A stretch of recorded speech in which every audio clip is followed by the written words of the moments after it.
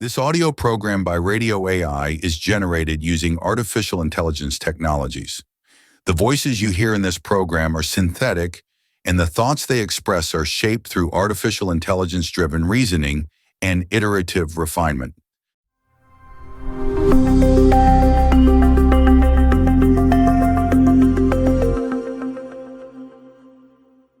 Welcome to Radio AI. On the deep dive today, we're tackling something, well, fundamental. Think about trying to measure something really intangible, like the beauty of a sunset maybe, or that feeling of belonging you get in a community. How on earth do you put a number on that? This question that's kind of always been there, hasn't it? Can we truly measure what we value most? It crops up in philosophy, science, how we structure society itself.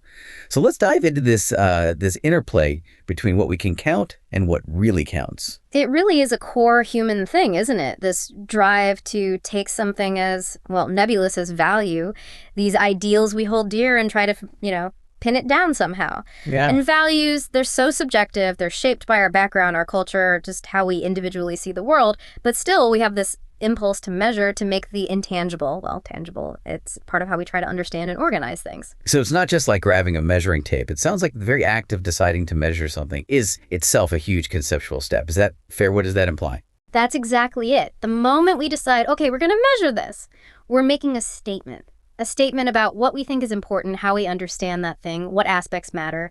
And these choices, they aren't neutral at all. They're packed with social, cultural, institutional biases, even if we don't realize it. Mm-hmm. Think about, say, a community wanting to measure happiness. Where would you even begin?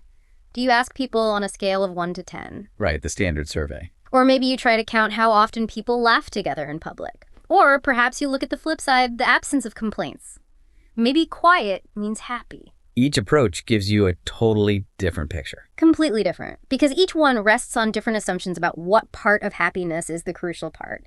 And even the type of scale numbers versus, say, collecting detailed stories, that choice itself carries implicit values. It's never just about the numbers, it's about the frame. That really clarifies things. The definition itself is subjective. Yeah. Which I guess leads us straight into the central debate. Yeah. Are some things just fundamentally beyond measurement, or can we actually quantify almost anything if we're smart enough about it? Yeah, there are definitely two strong viewpoints here. One camp argues that the things we value most deeply, like genuine beauty, profound love, a sense of justice, they're just inherently unquantifiable. By definition. Right, and trying to slap a number on them, the argument goes, doesn't just simplify, it actually distorts or trivializes what they really are. It misses the depth, the nuance. Imagine a psychologist trying to create a love score. Maybe they measure how much couples look at each other or activities they share, maybe even brain scans.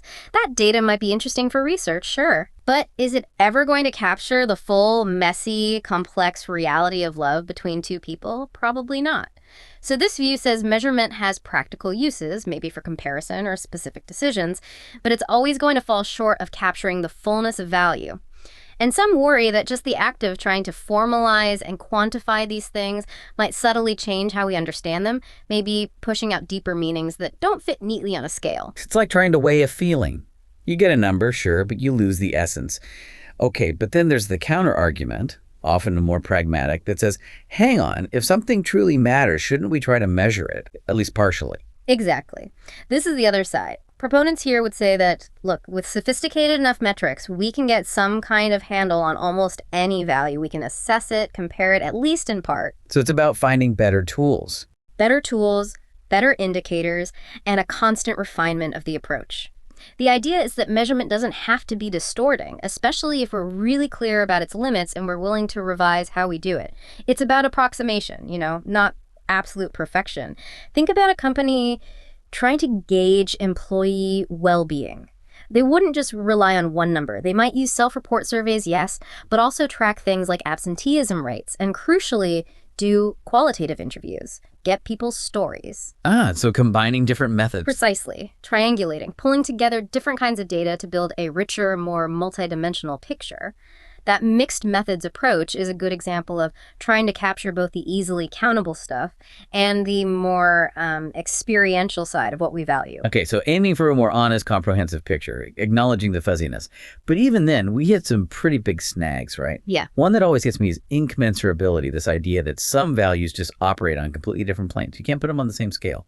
Oh, that's a huge challenge, a persistent one, because different people, different communities, they value things in ways that just don't line up neatly. There's no single hierarchy. But when we need to aggregate or compare, like in markets or voting or cost-benefit analysis, we usually need some kind of common currency, Now, money or utility or something. right? You need a common denominator. You do. So imagine that city council, again, weighing environmental protection against economic development for a new project. The models they use, they have to simplify. They inevitably end up prioritizing certain values over others. And flattening the complexity. Exactly. Critics argue it ignores vital ethical nuances, cultural factors. But, in the real world of governing, you often have to make those trade-offs. It's this constant, unavoidable tension. And running alongside it, there's this other phenomenon you mentioned, metric capture, where the measure itself starts to warp the goal. That feels incredibly relevant today. It really is. Metric capture is when those indicators, those targets we set up as proxies for value, they accidentally become the main focus. People start chasing the metric, sometimes losing sight of the original goal it was supposed to represent. Can you give an example? Sure. Think about education.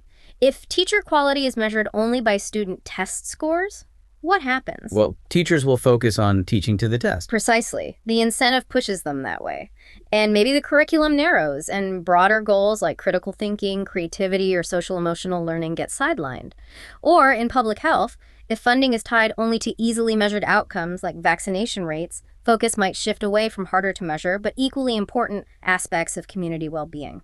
And now with AI entering the picture, this whole landscape of measurement, bias, and metric capture gets even more complicated, doesn't it? Absolutely. AI analytics can bake in new kinds of biases, often in ways that are really hard to see.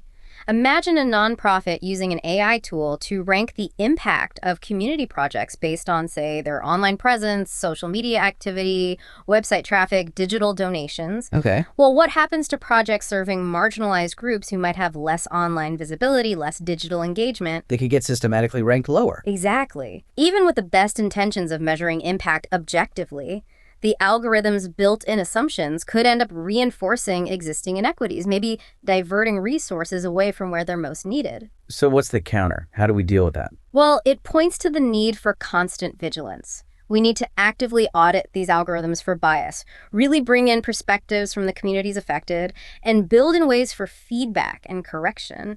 It's about making sure these powerful tools are serving fairness and equity, not just efficiency. That makes a lot of sense. It also brings up the whole life cycle of trying to measure something complex. Take a big abstract goal like a city trying to measure collective flourishing. How would that even play out step by step with all these challenges? Oh, that's a great way to see it all in action. So in the design phase, you'd immediately have debates. Fierce ones, probably. Different groups arguing about what flourishing even means. Is it economic security, social connection, creative outlets, environmental health? All valid, but potentially conflicting. Right. And early on, the things that are easier to count, income levels, life expectancy, they often get prioritized, which instantly raises flags for people whose core values, maybe cultural traditions or spiritual well-being, aren't easily captured by those numbers. Okay, so conflict right from the start. Then what? Then you move to implementation. People start using the metric, and unintended consequences pop up. Maybe funding gets tied to improving the flourishing score. So some groups might, consciously or unconsciously, game the system, focus only on activities that boost the score, even if other important work suffers. Or they just get overwhelmed. Exactly. Others might find the data collection just too burdensome, especially if they feel the metric doesn't truly reflect their reality anyway, so they might just check out. Leading to the need for revision, I assume. Ideally, yes. Yeah. The revision phase. This is where, hopefully, feedback leads to change. Maybe adding new indicators, simplifying data gathering, crucially, bringing in qualitative data stories, lived experiences to give context to the scores. But here you hit that core tension again. How do you balance the need for comparability across groups with the need for authenticity, for capturing the unique reality on the ground? It shows these measurement systems aren't static. They have to be living things, constantly adapting. And underlying this whole life cycle, it seems, are power dynamics. It's not just a technical process. It's about who gets to define flourishing, whose values count the most. Power is absolutely central. You often see stakeholders with very different interests battling over how a system is designed or how the results are interpreted. Think about defining community vitality. Maybe local residents feel strongly about qualitative things, sense of belonging, cultural preservation, but external funders might push for more quantitative indicators, job growth, new businesses, things they can easily report back on. So the metrics become a battleground. They can, yes. The negotiations over which metrics to use, how to weight them, they become really contentious.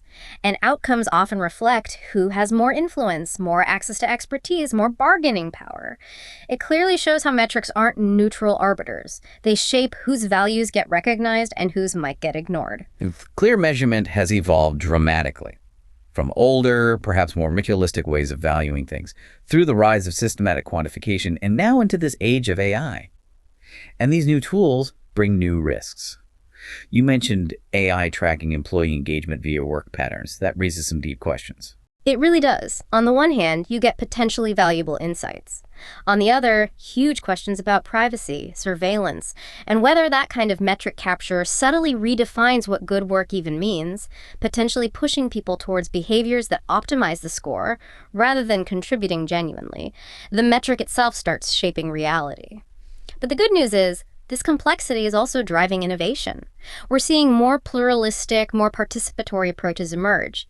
Mixed methods are becoming much more common, combining the quantitative what with the qualitative why and how. Can you give an example? Sure. Think of a global development project assessing community well-being. They might track income and health stats, absolutely, but they'd also invest heavily in gathering narrative accounts through interviews, focus groups, participatory workshops right within the communities, trying to get both the big picture numbers and the lived reality. That sounds much richer, much more respectful. But I imagine it's not easy to pull off, getting everyone involved agreeing. Oh, definitely not easy. These participatory approaches can be very time-consuming. You risk stakeholder fatigue. People just get tired of being consulted. And conflicting priorities can absolutely stall progress, making it hard to reach consensus on what matters most or how to measure it. So how do people navigate that? There are strategies. Rotating who participates, using digital tools for feedback to make it easier, setting up really clear processes for resolving conflicts when they arise.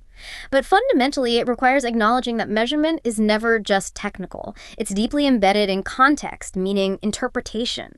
We always have to keep asking, whose values are driving this? Who decided on the criteria? And ultimately, who benefits? It's an ongoing negotiation. What a fascinating explorations. So circling back to where we started, can we truly measure what we value most? It feels like the answer isn't a simple yes or no, is it?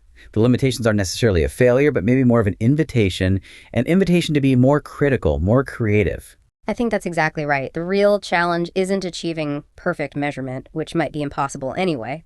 It's about how we live and make decisions, knowing both the power and the pitfalls of trying to measure things.